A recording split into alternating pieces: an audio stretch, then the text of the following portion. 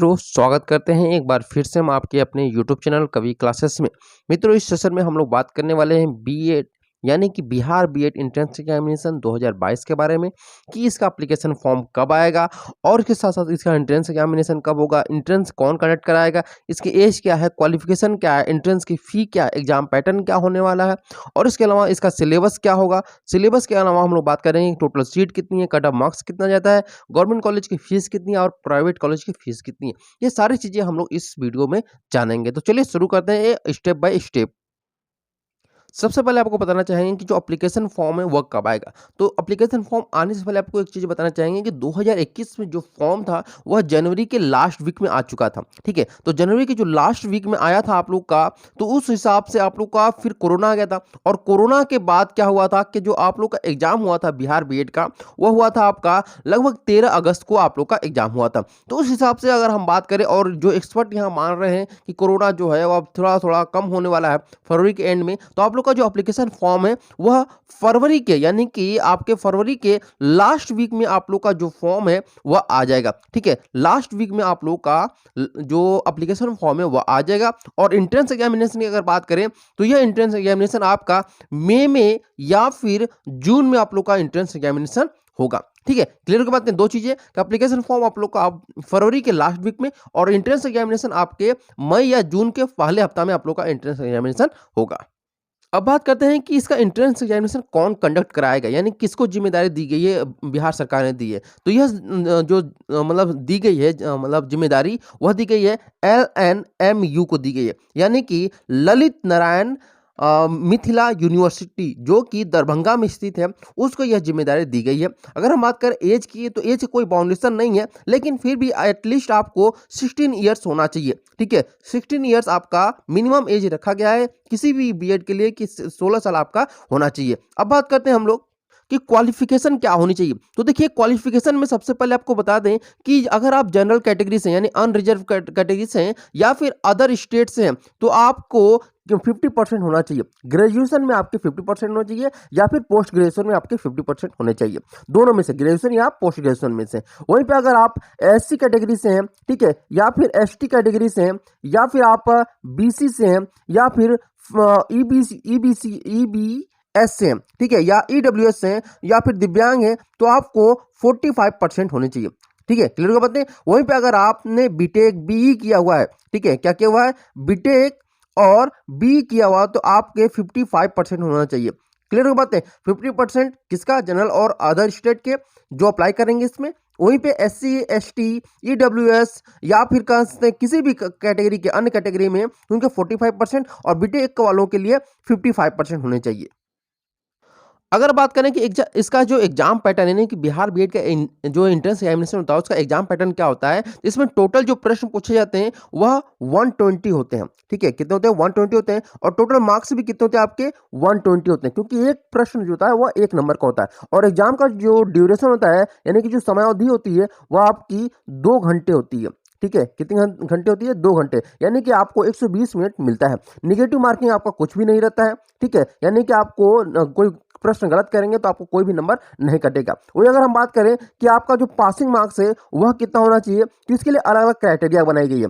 जैसे अगर आप जनरल कैटेगरी से हैं, ठीक है, अगर हम पासिंग मार्क्स की अगर बात करें तो अगर आप जनरल कैटेगरी से हैं तो जनरल कैटेगरी या अदर स्टेट से हैं तो आपके 35% होने चाहिए। ठीक है, और अन्य के चाहे वो फीमेल हो या एससी एसटी कोई भी ईडब्ल्यूएस हो तो उसके क्या होना चाहिए, तो ईडब्ल्यूएस या फिर आप कह सकते हैं कि एससी एसटी कैटेगरी के तो 30% आपके पासिंग मार्क्स होने चाहिए। क्लियर हो बात है। यानी अगर एंट्रेंस एग्जामिनेशन में आपको आप चाहे प्राइवेट लीजिए या सरकारी सीट लीजिए, आपके 35% और 30% आपके मार्क्स होने चाहिए।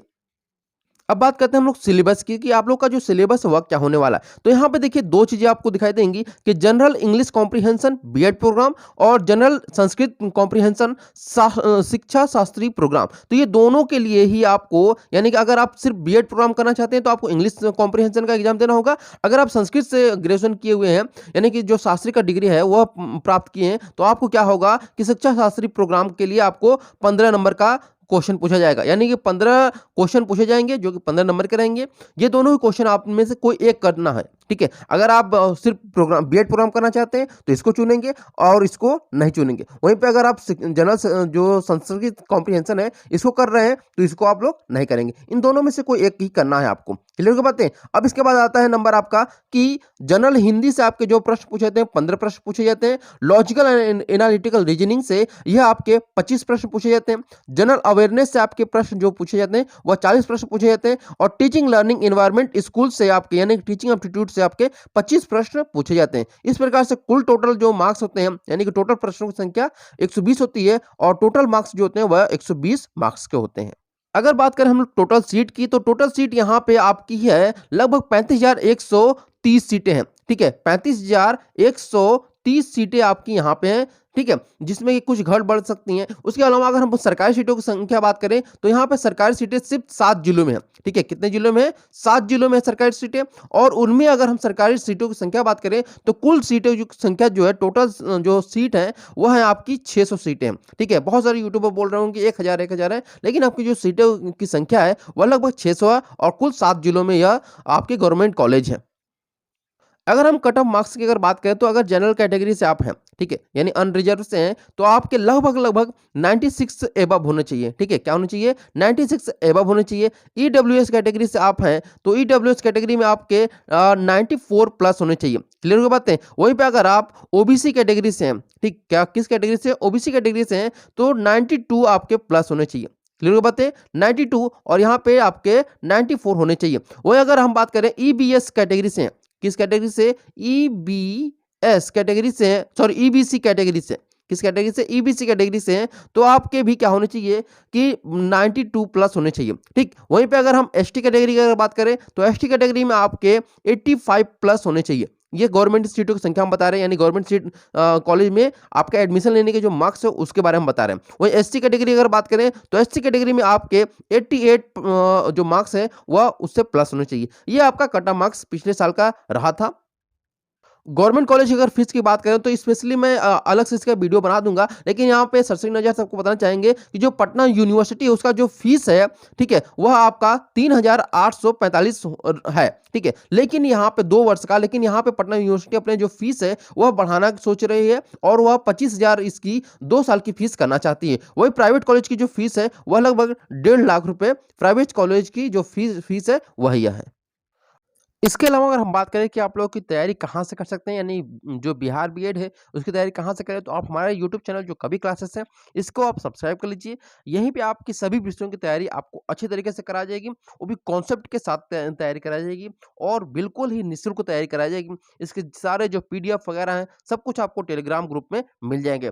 और इसके साथ साथ आपको बताना चाहेंगे कि जो भी आपके सब्जेक्ट हैं, हिंदी, जीके, रीजनिंग या फिर जो एजुकेशन सिनेरियो है, ठीक है, यानी कि टीचिंग एप्टीट्यूड है, वो सारी चीजें आपको पढ़ाई जाएगी, वो भी कॉन्सेप्ट के साथ। तो हमारे यूट्यूब चैनल को सब्सक्राइब करना ना भूलिएगा और लाइक शेयर जरूर करें। Thank you so much for watching this video.